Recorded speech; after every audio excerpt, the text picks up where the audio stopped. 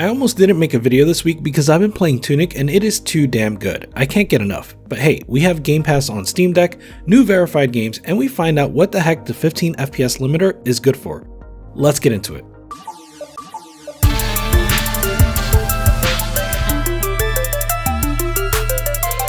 What's good, Deck Gang? Let's kick it off with Tunic. I'm not done yet, but this game is an early Game of the Year contender for me. If I had to give you the TLDR, I'd say that it's Legend of Zelda meets Fez meets Dark Souls. I was pleasantly surprised by the challenging combat. Thankfully, the cost of death is balanced well. You'll lose a few coins that you can potentially reclaim in the Vein of Souls, but if you were bold enough to stray too far from a checkpoint, you'll have to deal with getting back to that spot or opt to forgo that small purse permanently in favor of treading another path. Naturally, it performs well on deck and also got verified just a few days after its release. Most of the time I was playing, I chose to go to 540p and lock the frame rate to 30 in order to maximize battery life. With these specs, I was able to stay around 10 to 12 watts of total system power and generally save 25% of my battery. That could take me from just shy of 3 hours to just over 4. Now, I would only tentatively recommend this. There are boss fights where you'll probably want to make sure you're getting the full 60 frames per second, as there are somewhat tight windows for the iframes on your character's dodge. Also, I'd like to point out that I felt spikes in input delay during some of those same boss fights. When I turned the performance overlay back on, I did see some spikes in frame time. I also don't want to undersell how good the game looks by implying that it's obvious that the game would run well on deck. The bounced lighting effects are stunning, and the game does take some horsepower to run well. I tried running it while docked in desktop mode, and even at 1600 by 900, you're best off with the 30 FPS lock. Still, if I had more time, I would have tested just that with FSR on to bump the resolution up even higher. All in all, the Steam Deck is a perfect console for this game, and it's kind of stunning that playing this on a PC is the only way to play it portably.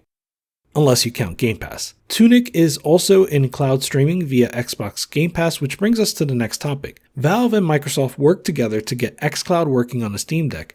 The instructions initially had a note about disabling read-only mode on the OS, but thankfully that's not necessary and they've since removed that step. I'll leave a link to the Reddit post with the instructions, but the process is pretty easy. First, you grab the Microsoft Edge beta from the Discover app. In order to add Edge to Steam, they do something a little different. You have to navigate to it from the application launcher and then right-click Add to Steam. It seems this adds some additional launch options. Then you run a command in the console to allow this app access to a particular directory. This is what gives Edge access to the control pad. Optionally, you can append some more commands to the launch options. One of those is kiosk mode, but I found it easier to keep the kiosk mode removed. That allowed me to navigate the browser better if I ever clicked the wayward link and ended up somewhere I didn't want to be.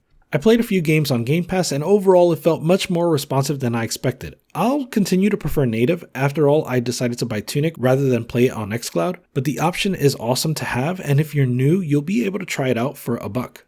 So thanks to Valve and Microsoft for making this happen. Well, sort of.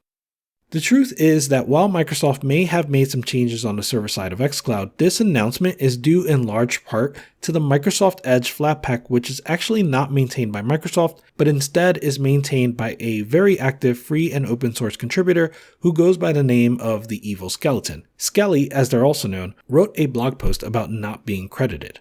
I believe this accentuates the point that Microsoft and others should be crediting free and open source contributors where applicable. It's been a while since I did a news video, so I wanted to cover some of the major updates since launch. Valve has added an FPS-only view to the performance overlay. Functionally, this matches the FPS view that you can get in the traditional desktop Steam client by providing just the current FPS and nothing more. They also have added 2 more options to the FPS limiter. At launch we had 30 and 60, but now we also have 15 and unlimited. The use of unlimited is a little more obvious. It's especially helpful when playing an esports game while docked and receiving power, for example. But I've seen a lot of people wonder what the 15 FPS limiter could be used for. I tried it on Tunic for fun, but yeah, that's definitely not the intended style of game for this. More appropriately, there are a few genres that this would work for. For example, visual novels,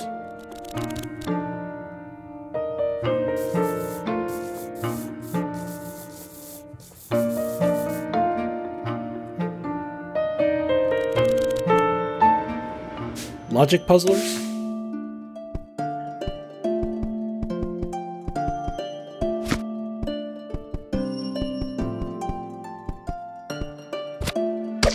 dungeon crawlers,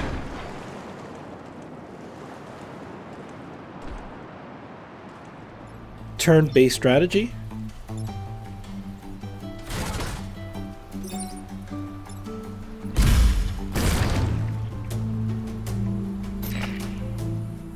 card battlers,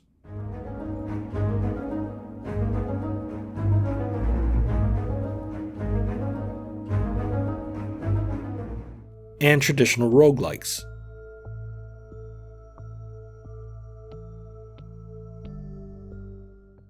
Basically, this works for anything turn-based. On the Proton side, there haven't been any major Proton updates as of late, but Proton GE did just get an update that includes support for Neo 2 and Persona 5 Strikers videos. Okay, guess what segment I'm bringing back today? You guessed it, add these to your wish list. These are hidden gems that you may not have considered. This week I have 10 games that got verified or playable in the last week. First up is Anno Mutationum.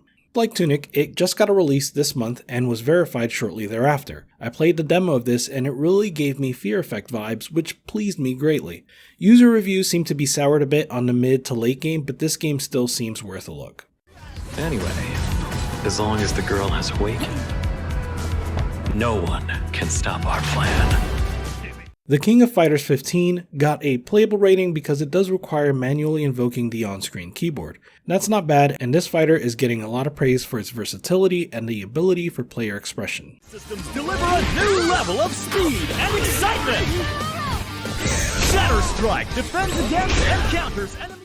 Dodonpachi Resurrection is the 5th entry in the cult classic Donpachi Vertimal Shmup series. I got a chance to test this and I gotta say I'm really impressed by how the development team handled the controls on deck. This game supports Tate mode, which is a nice fit for the Steam Deck. I assumed I was going to have to make custom controls in the Steam Input Configurator, but to my surprise the D-pad and left analog stick just adapted to the orientation. There's a setting in game to link the controls to the orientation of the screen, so you can enable and disable this. That would be useful for using an external controller, for example.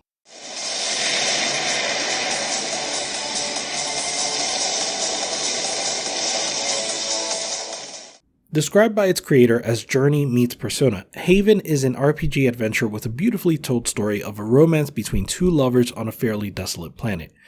I haven't had a chance to pick this one up, but it's high on my wish list considering it's by the creators of Fury. Not to mention, it just received a couples update where you can choose the genders of the two lovers. Love stories always end badly. Ours doesn't. No, not ours. Mini Metro is a casual strategy title originally released by Dinosaur Polo Club in 2015. The premise of abstractly building railways to satisfy transit travelers is simple, but the gameplay pulls you in and encourages you to play just one more. It was developed with a mouse or touch-based input in mind, but the deck controls adapt extremely well. The right analog stick, right trackpad, and gyro all emulate the mouse-based input by default. If you've never heard of this, it may not seem like much, but I promise that many hours have been lost to this casual strategy puzzler.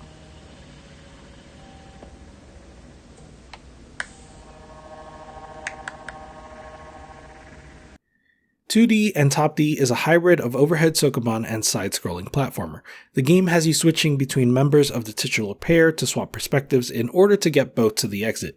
From the outset, the puzzles are really clever. You can use one character to help find a path for the other, all the while hoping not to lock yourself out of the exit altogether. But even if you do, levels are short and you can map a quick restart button.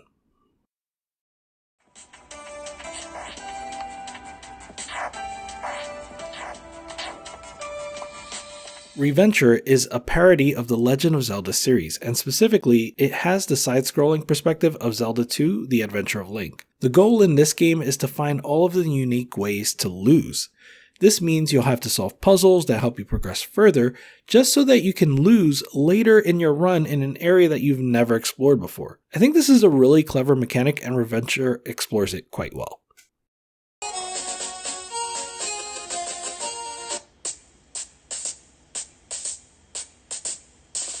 I don't yet own Owl's Legacy, but I'm a big fan of the original entry, Owl's Awakening, which plays a lot like a Metroidvania, stuff like Wonder Boy. While that game had an NES aesthetic, Owl's Legacy makes the jump to a 16-bit style.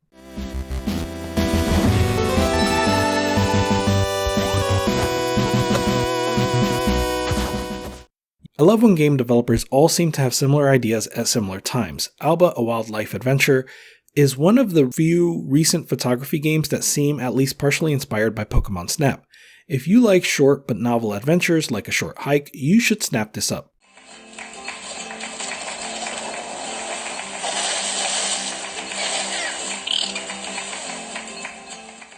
The ramp plays more like a skating toy than what most of us have come to call a game. There's a 3-minute tutorial and then you're left to your own devices with 4 skate parks that you can use as a sandbox to try new things. It takes a moment to get acclimated to the controls, but it can be kind of meditative to fire this up for a few minutes and just skate.